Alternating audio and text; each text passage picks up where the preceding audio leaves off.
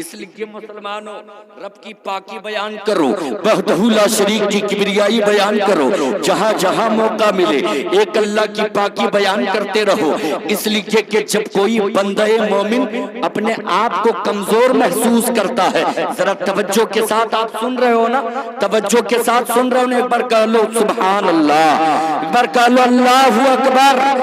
جب جب کبھی کمی محسوس کرو اپنے اندر، جب جب کبھی کمزوری محسوس کرو، دنیا والوں کے جانب مدد کے لیے ہاتھ مت بڑھانا، اپنے رب کو یاد کر لینا، سر کو جھکا لینا رب کی بارگاہ میں، رب کی کبریائی بیان کر لینا، وحدہ لا شریک کی کبریائی بیان کر لینا۔ اس لیے کہ انسان چاہے جتنا کمزور ہو، انسان چاہے جتنا پریشان حال ہو، انسان چاہے احساس کمتری کا شکار ہو گیا ہو، یاد رکھنا جب جب کوئی کمزور بھی اللہ کا نام لیتا رہتا ہے، دنیا کا سب سے طاقتور انسان اس وقت وہ بن جاتا ہے۔ اس لیے کہ جب جب کوئی رب کی پاکی بیان کرتا ہے، جب جب کوئی اللہ کا نام لیتا ہے، پھر اس کی کمزوری نہیں دیکھی جاتی۔ جب کوئی اللہ کا نام لیتا ہے، رب کے نام کے صدقے میں اللہ اس کی طاقت کو بڑھا دیتا ہے۔ اس لیے عالم کہے نہ کہے، قاری کہے نہ کہے، خطیب کہے نہ کہے، جہاں بیٹھے رہو، تنہائی میں ہو تو اللہ کا نام لو، جلوت میں رہو تو اللہ کا نام لو، خلوت میں رہو تو اللہ کا نام لو۔ وہی خالق ہے، وہی مالک ہے، وہی سانسیں دیتا ہے، وہی زندگی دیتا ہے، وہی قوت دیتا ہے، وہی طاقت دیتا ہے، وہی ہمت دیتا ہے، وہی حوصلہ دیتا ہے۔ اس لیے اللہ کا نام لینے کا انتظار نہ کرو کہ کوئی کہے گا تب اللہ کا نام لیں گے۔ آپ دیکھنا چاہتے ہو کہ جب کوئی کمزور انسان اللہ کا نام لیتا تو کیسے طاقتور ہو جاتا ہے؟ آپ دیکھنا چاہتے ہو تو ذرا لہک کے کہہ لو سبحان اللہ، لہک کے کہہ لو سبحان اللہ۔ دیکھو جب کوئی کمزور انسان اللہ کا نام لیتا تو کیسے طاقتور ہو جاتا ہے۔ آپ نے سوشل نیٹ ورک کے ذریعے دیکھا ہوگا، آپ نے سوشل میڈیا کے ذریعے دیکھا ہوگا، اسی ہندوستان کے کرناٹکا کے زمین پر ایک خاتون جس کا نام مسکان ہے، کیا نام ہے؟ مسکان ہے۔ سینکڑوں کی بھیڑ ایک جانب تھی، تنہا خاتون ایک جانب تھی۔ وہ خاتون ہے، وہ عورت ذات ہے۔ عورت ذات میں کتنی طاقت ہوتی ہے؟ اگر میں آپ سے سوال کر دوں، آپ کا جواب ہوگا مولانا ایک عورت کے اندر اتنی ہی طاقت ہوتی ہے جتنی طاقت ہر خاتون کے اندر ہوا کرتی ہے، خاتون کے اندر کم طاقت ہوا کرتی ہے۔ پھر میں آپ سے پوچھنا چاہتا ہوں اس مسکان کے اندر کتنی طاقت تھی؟ سینکڑوں کی بھیڑ ایک جانب تھی، تنہا مسکان ایک جانب تھی، تنہا وہ خاتون ایک جانب تھی، پھر وہ ڈری کیوں نہیں؟ پھر وہ سہمی کیوں نہیں؟ عقل تو یہی کہتی کہ اگر رستم زمانہ بھی ہوتا، سینکڑوں کی بھیڑ ایک جانب ہوتی، تو بڑا سے بڑا بہادر، بڑا سے بڑا رستم زمانہ بھی دیکھ کر کچھ دیر کے لیے سہم جاتا ہے، کچھ دیر کے لیے ڈر جاتا ہے، میدان چھوڑ کے بھاگ جاتا ہے۔ پھر وہ خاتون بھاگی کیوں نہیں؟ سینکڑوں کی بھیڑ ایک جانب تھی، تنہا خاتون ایک جانب تھی، وہ بھاگی کیوں نہیں؟ وہ سہمی کیوں نہیں؟ وہ ڈری کیوں نہیں؟ تو میرے ملت کے نوجوانوں، اسلام کی تاریخ اٹھا کر دیکھ لو، جب جب اسلام والوں پہ ظلم بربریت کا پہاڑ توڑا گیا ہے، اسلام کی ہسٹری کو دیکھ لو، جب جب اسلام والوں پہ ظلم و ستم کا پہاڑ توڑا گیا ہے، بھیڑ چاہے جس کی رہی ہو، جیت اسی کی ہوئی ہے جس کی زبان پہ اللہ کا نام رہا ہے۔ اس لیے اگر جیت چاہتے ہو تو اللہ کا نام لیا کرو، فتح چاہتے تو اللہ کا نام لیا کرو، حکومت چاہتے ہو تو اللہ کا نام لیا کرو، نصرت چاہتے ہو تو اللہ کا نام لیا کرو، حوصلہ چاہتے ہو تو اللہ کا نام لیا کرو۔ جب کوئی بندہ مومن رب کی پاکی بیان کرتا ہے نا، ذرا توجہ کے ساتھ سن لیجئے، جب کوئی بندہ مومن رب کی پاکی بیان کرتا ہے، وحدہ لا شریک کی کبریائی بیان کرتا ہے، سبحان اللہ کہتا ہے، یاد رکھنا جب کوئی کوئی بھی بندہ مومن سبحان اللہ کہتا ہے، اللہ نے کچھ ایسے فرشتوں کی تخلیق فرمائی ہے جو فرشتے ثواب لکھتے ہیں، کچھ ایسے فرشتوں کی تخلیق فرمائی ہے جو گناہ لکھتے ہیں۔ جب کوئی بندہ مومن اللہ کی پاکی بیان کرتا ہے، سبحان اللہ کہتا ہے، اللہ اکبر کی صدائیں بلند کرتا ہے، اللہ نے زمین کی تخلیق فرمائی ہے، آسمان کی تخلیق فرمائی ہے، پوری دنیا کی تخلیق فرمائی ہے، اللہ نے کائنات کی تخلیق فرمائی ہے، شجر و حجر کی تخلیق فرمائی ہے، برگ و ثمر کی تخلیق فرمائی ہے۔ جب کوئی بندہ مومن اللہ کا نام لیتا ہے نا تو عرش اعظم ہلنے لگتا ہے، عرش اعظم تھرانے لگتا ہے، عرش اعظم کانپنے لگتا ہے،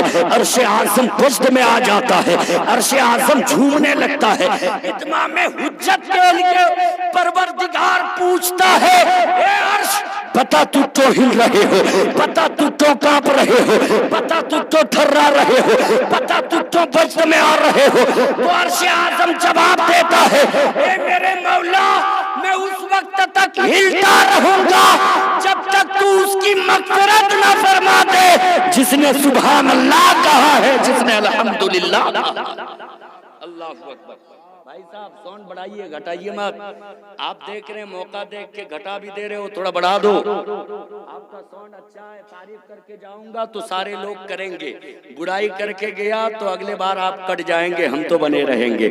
ہاتھوں کو اٹھا کر ایک بار کہہ لیں یا رسول اللہ، یا رسول اللہ۔ آج ہمیں صدق کا دل سے بتاؤ، صحیح دل سے بتاؤ، ہمیں تو کسی نے اللہ کا نام لینے سے روکا نہیں، بولو نا بھائی، ہمیں تو کسی نے اللہ کا نام لینے سے روکا نہیں۔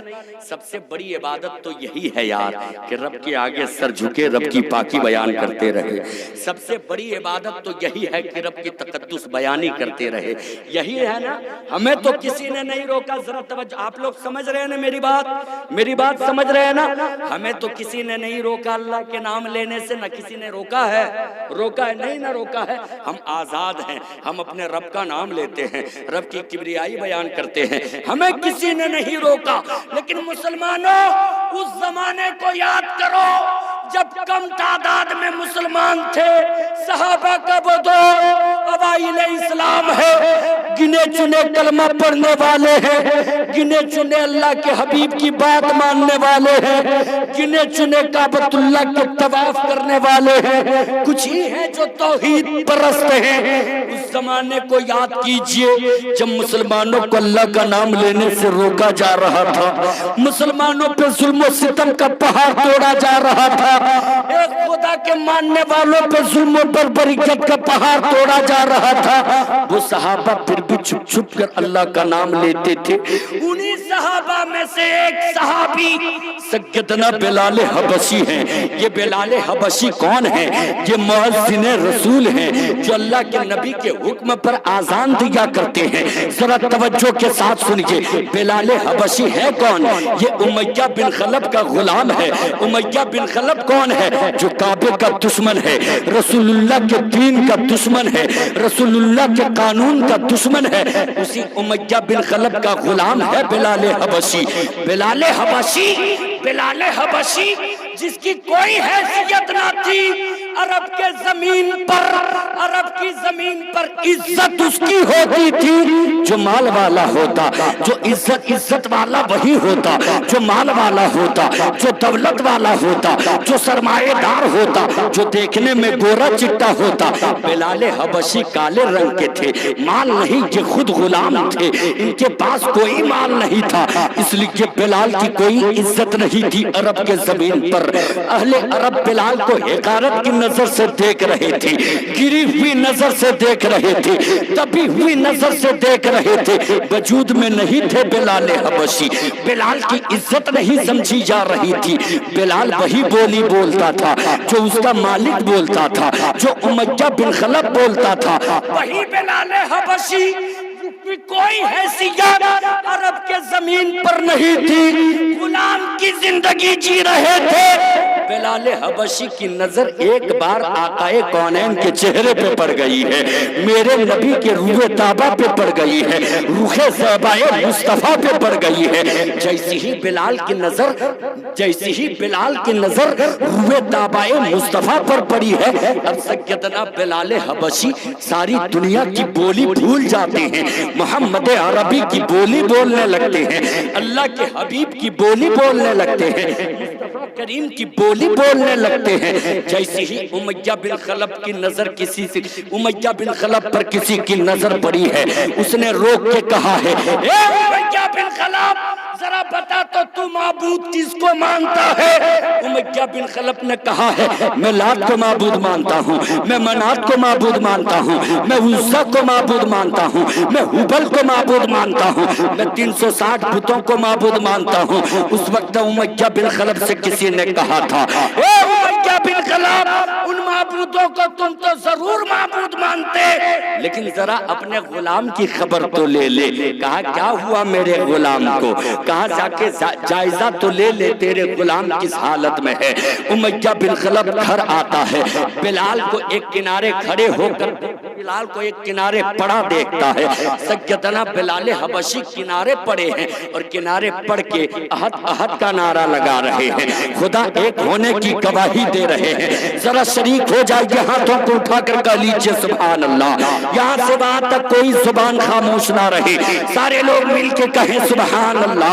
سیدنا بلال حبشی ایک کونے میں پڑے ہیں، احد احد کا نعرہ لگا رہے ہیں، خدا ایک ہونے کی گواہی دے رہے ہیں، رسول اللہ کی رسالت کو تسلیم کر رہے ہیں۔ تب امیہ بن خلف آگے بڑھا ہے، کہا بلال تم وہی بولے گا جس کی اجازت میں دوں گا، بلال تم ایک خدا کی بولی بولنا چھوڑ دو، میرے معبودوں کو معبود ماننا شروع کر دو۔ تب سیدنا بلال حبشی کے تیور نے کہا تھا، جب تک میں نے محمد عربی کو نہیں دیکھا تھا میں تیری بولی بولتا تھا، اب تو میں نے محمد عربی کو دیکھ لیا ہے، اب میں کسی کی بولی نہیں بولوں گا، نبی کی بولی بولوں گا۔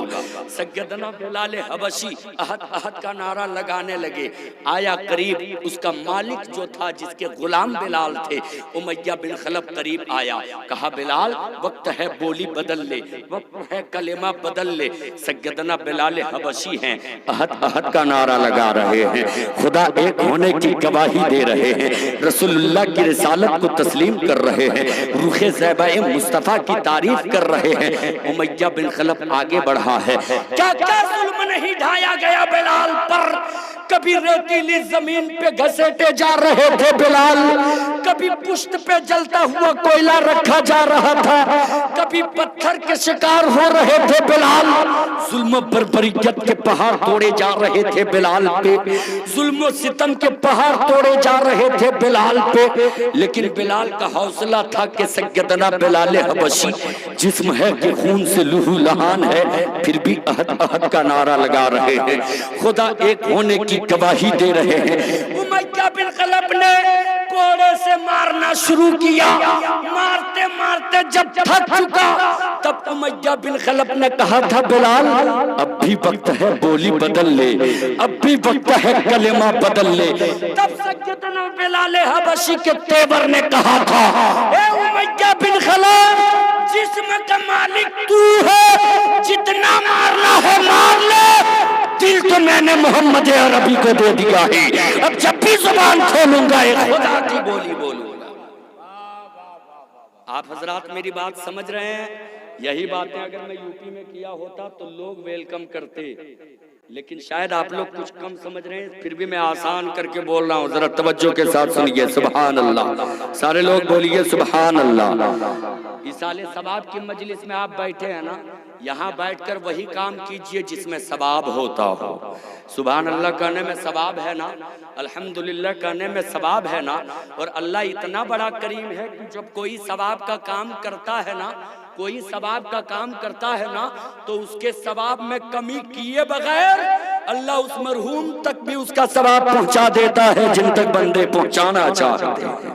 اس لیے آپ یہاں ثواب کا کام بیٹھ کر کرتے رہیں اور غلام کی حیثیت سے بیٹھے، مصطفیٰ کریم کے غلام کی حیثیت سے بیٹھے، مستانے کی حیثیت سے بیٹھے۔ اور ہم نے بنگال والوں کو دیکھا ہے حضرات، چاہے ان کی زبان جو ہو لیکن درود پڑھنے کا ایک الگ انداز ہوتا ہے۔ یہ حقیقت ہے نا، درود پڑھنے کا ایک الگ انداز ہوتا ہے۔ یہ جب درود پڑھتے ہیں تو جھوم جھوم کر پڑھتے ہیں، وہ دیکھنے والے چاہے جس خطے سے تعلق رکھتا ہو اس انداز کو دیکھ کر کہتا ہے جب 1400 سال کے بعد دیوانگی کا یہ عالم ہے تو 1400 سال پہلے مصطفیٰ کے دیوانے کیسے رہے ہو۔ اللہ اکبر، یہ دیوانگی ہوتی ہے۔ اس طرح سے دیوانگی کے عالم میں یہ درود پڑھا کرتے، یاد رکھیے درود پڑھا بھی کیجئے۔ درود کی فضیلت میں بیان کر دوں، اپنی گفتگو مکمل کرنے سے پہلے بیان کر دوں، ایک بار کہہ لیجئے سبحان اللہ یا رسول اللہ۔ دیکھیے درود کی فضیلت کیا ہے۔ آقا کونین علیہ الصلوۃ والتسلیم ارشاد فرماتے ہیں کہ جب کوئی بندہ مومن مجھ پہ درود پڑھتا ہے، اس درود پڑھنے والے مومن کی سانسوں سے اللہ ایک سفید بادل پیدا فرما دیتا ہے، پھر اس بادل کو بحر رحمت سے استفادہ کرنے کا حکم دیا جاتا ہے۔ جب وہ بادل بحر رحمت سے استفادہ کر لیتا ہے تو اللہ اس بادل کو برسنے کا حکم دیتا ہے۔ جب وہ بادل برستا ہے نا، اس کے قطرات زمین پہ پڑتے ہیں تو اللہ اس سے سونا پیدا فرماتا ہے، اور جب اس کے قطرات پہاڑ کے چوٹیوں پہ پڑتے ہیں اللہ اس سے چاندی پیدا فرماتا ہے، اور جب اس کے قطرات کسی کافر پہ پڑتے ہیں اللہ اسے ایمان کی دولت سے نواز دیتا ہے، اللہ اسے ایمان کی دولت سے مالا مال فرماتا ہے۔ اے مالدہ کے گرد و نواح کے مسلمان، محلے کا نام کیا ہے؟ اچھا ستاری کے مسلمانوں، اللہ نے آپ کو عقل دی ہے، اللہ نے آپ کو فکر دی ہے، آپ پوری دنیا کا سروے کر لیجئے، پوری دنیا کی خاک چھان لیجئے، پوری دنیا کا سروے کر لیجئے، ہر انسان کے تمنا کو جاننے کی کوشش کیجئے، ہر انسان کی خواہش کو جاننے کی کوشش کیجئے۔ انسان چاہے بدھسٹ ہو، انسان چاہے یہودی ہو، انسان چاہے نصرانی ہو، انسان چاہے مقلد ہو، انسان چاہے غیر مقلد ہو، انسان چاہے کسی بھی مذہب سے تعلق رکھنے والا ہو، ہر انسان کی ایک چاہت ہوتی ہے، ہر انسان کی ایک خواہش ہوتی ہے۔ کیا چاہت ہوتی ہے، کیا خواہش ہوتی ہے؟ یہی چاہت ہوتی ہے کہ میرا مذہب کا جھنڈا سب سے اونچا جھنڈا ہو، میرا مذہب کا پرچم سب سے اونچا پرچم ہو، میرا مذہب کا علم سب سے اونچا علم ہو۔ اسی لیے آپ اپنے ماتھوں کے نگاہوں سے دیکھتے ہوں گے لوگ اپنے اپنے دھرم کے پرچار کے لیے، لوگ اپنے اپنے دھرم کے پرچار کے لیے، لوگ اپنے اپنے مذہب کی ترویج و ارشاد کے لیے کبھی لوگ میدان میں آتے ہیں، کبھی لوگ تلوار لے کے آتے ہیں، کبھی لوگ تیر لے کے آتے ہیں، کبھی اسلحہ کے ساتھ آتے ہیں، کبھی لوگ میدان جنگ قائم کرتے ہیں، کبھی لوگ بازو کٹاتے ہیں، کبھی لوگ پیر ہاتھ کٹاتے ہیں، کبھی لوگ گردن کٹاتے ہیں۔ لیکن اے محمد عربی کے غلاموں، اگر اسلام کا جھنڈا سب سے اونچا دیکھنا چاہتے ہو تمہیں لڑائی کرنے کی ضرورت نہیں ہے، تمہیں گردن کٹانے کی ضرورت نہیں ہے، تمہیں اسلحہ لے کے باہر آنے کی ضرورت نہیں ہے، تمہیں میدان جنگ قائم کرنے کی ضرورت نہیں ہے۔ اگر اسلام کا جھنڈا سب سے اونچا دیکھنا چاہتے ہو تمہیں لڑائی کرنے کی ضرورت نہیں ہے، اپنے نبی پر درود پڑھتا جا، اسلام پھیلتا جائے گا، اسلام مسکراتا جائے گا۔ اس لیے محبت کے ساتھ جب کوئی درود پڑھتا ہے نا تو اس کی سانسوں میں اللہ اس طرح سے رس گھول دیتا ہے کہ اس کی سانس ضائع نہ جاتی ہے، اسی سانس سے اللہ بادل پیدا فرماتا، اس سے بادل جب برستا ہے تو اللہ اسلام کی ترویج و ارشاد فرماتا ہے۔ یہ دیوانوں کی مجلس ہے، یہ مستانوں کی مجلس ہے، ایصال ثواب کے غرض سے سجایا گیا ہے۔ اب میں آپ سے کہنا چاہتا ہوں، ہم لوگ مر جانے کے بعد، کسی کا انتقال ہو جانے کے بعد کیا کرتے ہیں؟ ثواب کا کام کر کے ایصال کرتے ہیں، پہنچاتے ہیں۔ سوال یہ ہوتا ہے کہ جو ثواب ہم لوگ پہنچاتے ہیں یہ ثواب پہنچتا ہے کہ نہیں؟ یہ ثواب پہنچتا ہے کہ نہیں؟ قرآن کی تلاوت کر لیے، قرآن خوانی کر لیے، میلاد کی مجلس سجا لیے، علماء کو بلا لیے، کار خیر کر کے وہ ثواب مرحوم یا مرحومہ تک پہنچاتے ہیں، کیا یہ ثواب پہنچتا ہے؟ کچھ لوگ اعتراض کرتے ہیں کہ مرنے کے بعد کوئی بھی ثواب نہیں پہنچتا۔ کچھ لوگ یہی نہ کہتے ہیں کہ مر جانے کے بعد کوئی ثواب وغیرہ نہیں پہنچتا، سب کچھ منقطع ہو جاتے ہیں، کوئی ثواب کا کام کر کے ثواب پہنچانا چاہے تو ثواب نہیں پہنچتا۔ اب میں آپ سے مخاطب ہو کے کہنا چاہتا ہوں، ان کا میں جواب دینا چاہتا ہوں۔ ان کا کہنا ہے کہ مر جانے کے بعد اب کوئی ثواب نہیں پہنچتا ہے، میں کہتا ہوں کہ ثواب پہنچتا ہے۔ ذرا توجہ کے ساتھ سنیے، ذہن کو حاضر کیجئے۔ اگر مر جانے کے بعد کار خیر کا ثواب نہیں پہنچتا، ان سے آپ مطالبہ کیجئے، ان سے آپ سوال کیجئے۔ اگر مر جانے کے بعد ثواب نہیں پہنچتا ہے، اچھا کام کرنے کے بعد ثواب نہیں پہنچتا ہے، آپ کی بستی ہو یا بغل والی بستی ہو، اگر مسلمان وہاں رہتے ہیں، انتقال کر جاتے ہیں، انتقال کرنے کے بعد ہم کیا پڑھتے ہیں؟ اس کے لیے نماز جنازہ پڑھتے ہیں۔ آپ نے کبھی کسی زندے کے لیے نماز جنازہ پڑھی ہے؟ بولیے نا، کسی زندے کے لیے، زندہ کے لیے نماز جنازہ پڑھی ہے؟ نہیں، زندوں کے لیے نماز جنازہ نہیں پڑھی جاتی، مردوں کے لیے نماز جنازہ پڑھی جاتی ہے۔ اگر مر جانے کے بعد ثواب نہیں پہنچتا تو مرنے کے بعد ہی جنازہ پڑھی جاتی ہے۔ اگر ثواب نہیں پہنچتا تو نماز جنازہ کا سسٹم ہی نہیں ہوتا۔ مرنے کے بعد جنازہ پڑھتے ہیں تو اس سے پتا چلتا ہے کہ مرنے کے بعد بھی ثواب پہنچتا ہے۔ اب ذرا توجہ کو قریب کیجئے، آقا کونین کی بارگاہ میں ایک بندہ خدا آتے، کہتے یا رسول اللہ علیہ السلام میری ماں کا انتقال ہو گیا ہے۔ کیا کہتے ہیں؟ میری ماں کا انتقال ہو گیا ہے، میں اپنی ماں کے لیے کون سا کام کروں کہ میری ماں کو فائدہ پہنچے؟ یا رسول اللہ علیہ السلام کیا میں صدقہ کروں گا تو میری ماں کو اس سے فائدہ پہنچے گا؟ توجہ سے سنیے، کیا میں صدقہ کروں تو میری ماں کو اس سے فائدہ پہنچے گا؟ آقا کونین مسکراتے اور کہتے ہیں بندے خدا جا تو صدقہ کر، اللہ اس کا ثواب تجھے بھی دے گا، اللہ اس کا ثواب تیری ماں کو بھی عطا فرمائے گا۔ اس سے کیا پتا چلتا ہے؟ کار خیر کر کے ثواب ایصال کرنا یہ کسی دنیا دار کا طریقہ نہیں، یہ تو میرے احمد مختار کا طریقہ ہے، یہ تو میرے آقا کا طریقہ ہے۔ آقا کونین علیہ الصلوۃ والتسلیم نے اس کی اجازت دی ہے، اس لیے جب کوئی مرحومین ہو ان کے نام ایصال کیا کریں ثواب کا کام کر کے، اور جب قبرستان کے جانب سے آپ کا گزر ہو تو اہل قبر کو دیکھ کر سلام کیا کریں۔ کیا کریں؟ بولیے نا، کیا کریں؟ سلام کریں۔ سلام کا ثواب اللہ آپ کو بھی دیتا ہے اور جتنے مرحومین ہیں اللہ اسے بھی اس کا ثواب عطا فرماتا ہے۔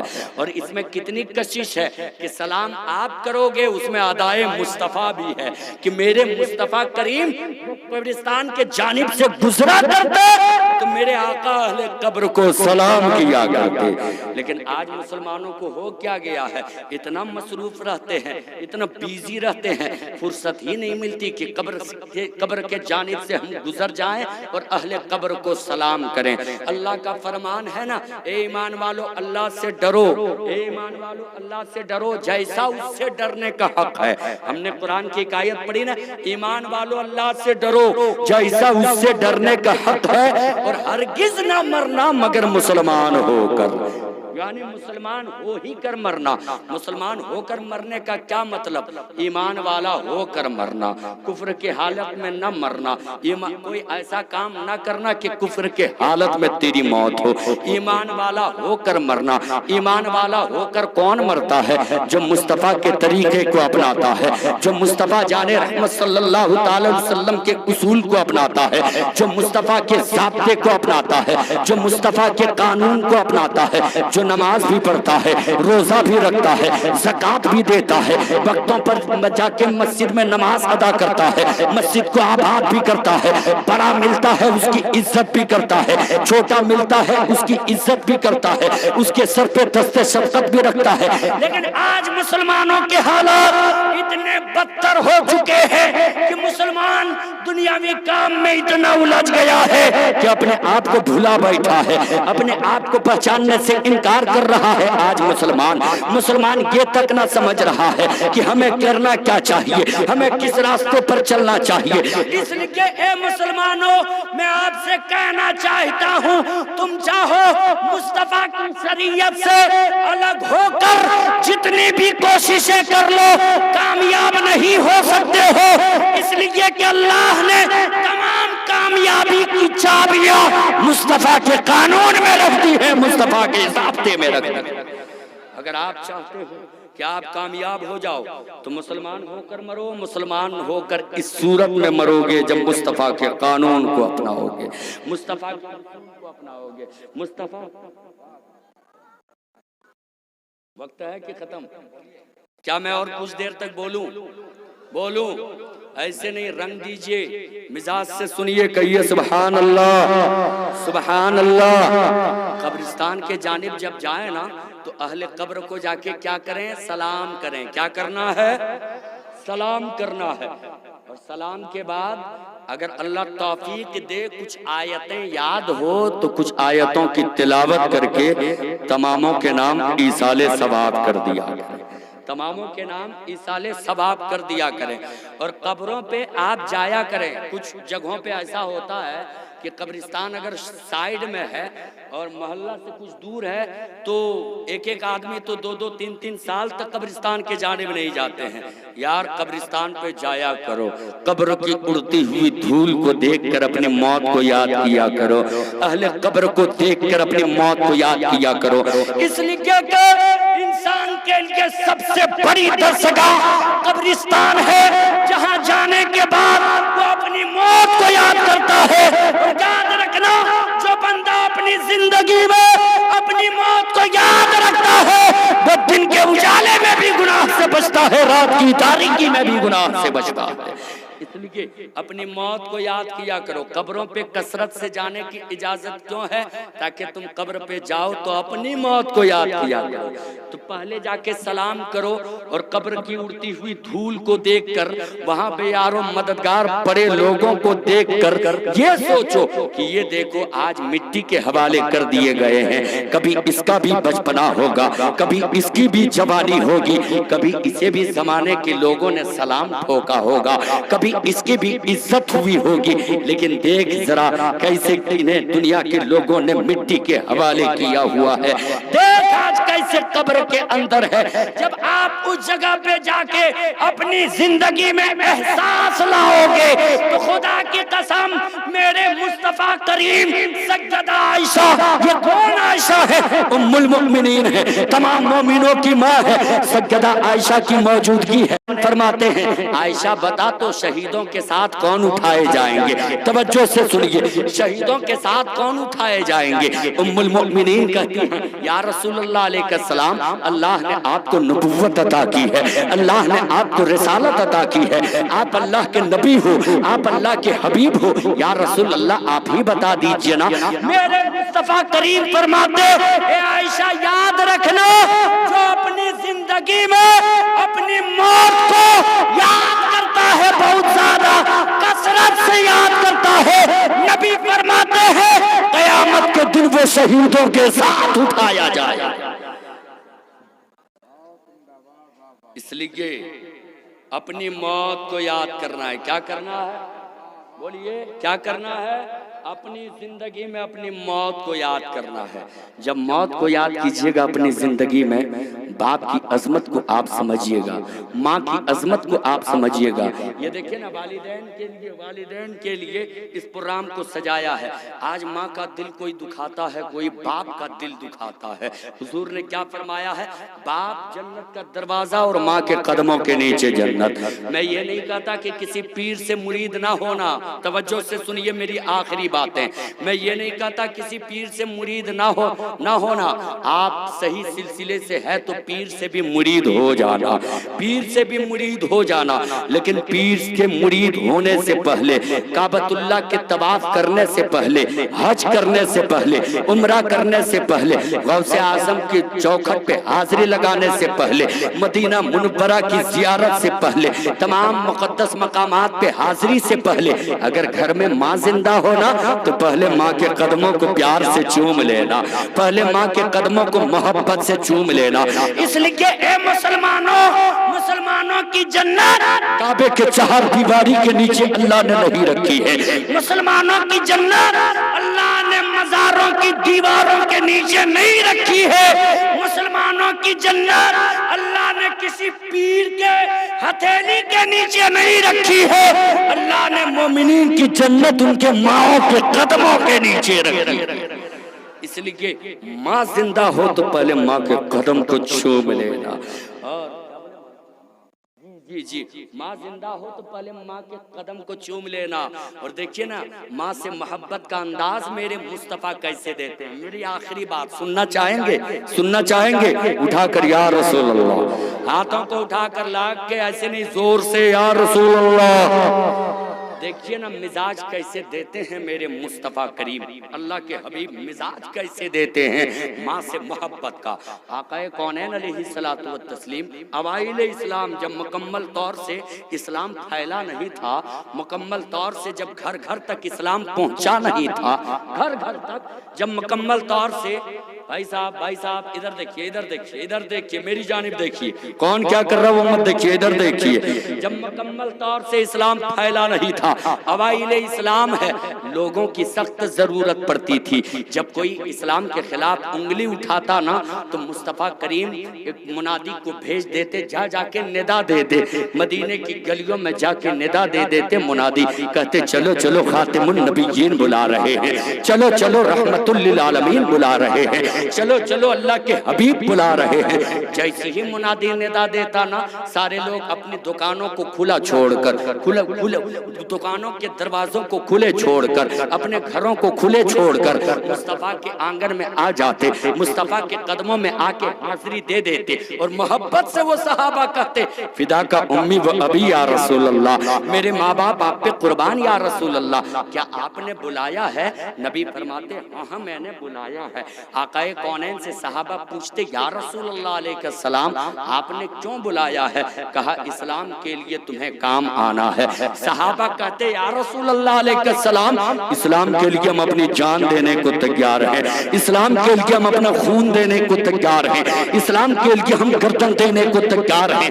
صحابہ سے تڑپ کر صحابہ سے میرے مصطفیٰ فرماتے اے میرے صحابیوں، ہاں جانتا ہوں کہ اسلام کے لیے تم اپنا خون دو گے، اسلام کے لیے تم اپنی جان دو گے، اسلام کے لیے تم اپنی گردن کٹا دو گے، لیکن اے میرے صحابیوں اگر تم میں سے کسی کے ماں باپ گھر پہ بڑھاپے کو پہنچ گئے ہو تو جا گھر پہ پہلے ماں باپ کی خدمت کر لے، تجھے جنگوں میں جانے کا ثواب عطا کیا جائے گا۔